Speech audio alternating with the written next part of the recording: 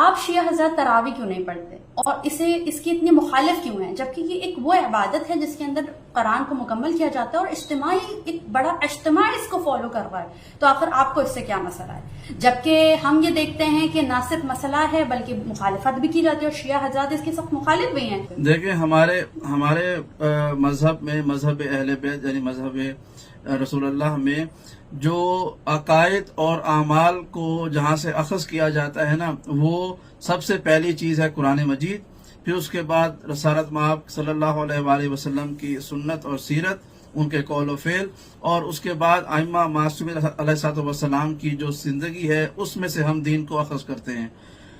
کمال یہ ہے کہ یہ تراویح نام کی جو نماز ہے یہ ان تمام مدارک میں کہیں نہیں پائی جاتی، نہ قرآن میں ذکر ہے، نہ اللہ کے رسول نے کبھی پڑھی نہ پڑھائی، نہ ہمارے معصوم اماموں میں سے کبھی کسی نے اس کو پڑھا پڑھایا، نہ اس کے بارے میں گفتگو کی۔ تو ہمارا عقیدہ یہی ہے اور یہ مسلمہ عقیدہ ہے، پورے عالم اسلام کا عقیدہ یہ ہے، جو شے قرآن اور رسول کے سنت اور سیرت میں نہ ملے اس کو دین کا حصہ بنانا بدعت ہے۔ اور جیسا کہ آپ کو پتہ ہے ہم مخالفت اس لیے کرتے ہیں کہ ہم دین کے پاسدار ہیں، ہم نے دین کو حفاظت کر کے بہت معذرت کے ساتھ، لیکن ہم تو آقا اس چیز کو دیکھ رہے ہیں کہ آپ لوگ کافی ایسی بدعتوں کو خود فالو کر رہے ہیں اور پیروی کر رہے ہیں کہ جس کو باقی مسالک نے علی اعلان بدعت قرار دے دیا ہے۔ تو اگر وہ سارے کام ہو سکتے ہیں تو اسے بدعت قرار دینا تو ظلم نہیں ہے کیا؟ یہ نہیں دیکھیں، یہ غلط نہیں ہوگا؟ مجھے بات کرنا ہے، بدعت یہ ہوتی ہے کہ وہ شے جو دین کا حصہ نہ ہو آپ اس کو دین کا حصہ بنا دیں، یہ ہوتی ہے بدعت۔ ہمارے کون سے اعمال کو دیگر مسالک جو ہے وہ بدعت کہہ کے اس کو ثابت کر چکے ہیں؟ آج تک کوئی ایسا عزاداری اور شعائر حسینیہ یہ تو ہر یزیدی کی نظر میں بدعت تھا، رہے اور ہے اور رہے گی، اس کا مسئلہ نہیں ہے۔ ہم نے 20 دفعہ اس کے بارے میں دلائل دیے ہوئے ہیں، عزاداری بدعت نہیں ہے۔ دیکھیں اگر ہم کمپیریزن کرنا چاہیں تراویح کا اور ہمارے رسوم کا، ہمارے عقائد کا، تو جو میں فرق سمجھانا چاہ رہا ہوں، ہم نے اگر تراویح کو بدعت کہا ہے تو اس کو ثابت کیا ہے یہ بدعت ہے، لیکن عزاداری امام حسین کو جس نے بھی بدعت کہا ہے وہ ثابت نہیں کر سکے، انہوں نے صرف محبت یزید میں اس کو بدعت کہا ہے، ثابت کوئی نہیں کر سکا۔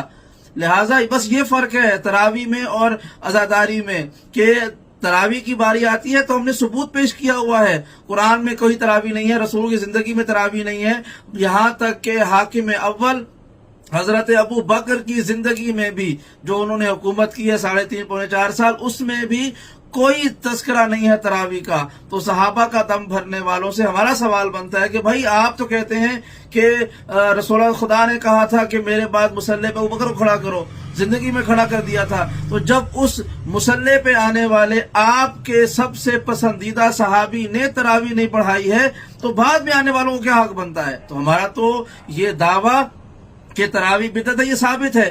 تو جنہوں نے شاعر حسینی پر عزاداری پہ اعتراض کیا ہے، بدعت کہا ہے، وہ ثابت نہیں کر سکے، ایک بات۔ دوسری بات یہ ہے کہ عزاداری کو ہم نے رسالت مآب سے ثابت کیا، قرآن سے ثابت کیا اور اپنے معصوم ائمہ کی زندگی پہ ثابت کیا۔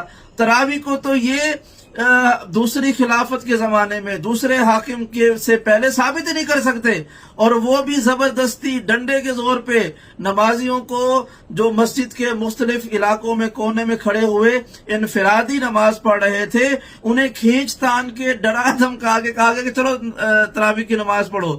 تو یوں یہ نماز قائم ہوئی ہے۔ ہمارے یہاں لا اکراہ فی الدین کا قاعدہ اس ابتداء تراویح کی ہی مخالفت میں ہے کہ خبردار زور زبردستی سے کوئی عبادت نہیں ہوتی ہے، دین میں کوئی جبر نہیں ہے۔ تو لہٰذا یہ بدعت ہے، رہے گی اور مخالفت کرتے رہیں گے۔ کیوں؟ چونکہ یہ قرآن اور سنت نبوی صلی اللہ علیہ وآلہ وسلم کی کھلم کھلا خلاف ورزی ہے، مخالفت ہے۔ کبھی ایک مرتبہ بھی رسول نے کہا ہوتا کہ یہ پڑھو یا پڑھائی ہوتی، یا کوئی ایک ضعیف روایت بھی مل جاتی کہ رسول نے اس کے بارے میں کچھ کہا تھا تو شاید ہم میں سے بعض لوگ پڑھ بھی لیتے، لیکن نہیں، ایسا کچھ نہیں ہے۔ یہ ایک بدعت ہے، یہ ایجاد کی گئی ہے۔ اور آپ کا جو آخری سوال کا جز تھا کہ ہمیں مسئلہ تراویح سے ہے یا اس کے ایجاد کرنے والے سے ہے، بات یہ ہے کہ ہمیں مسئلہ دونوں سے ہے۔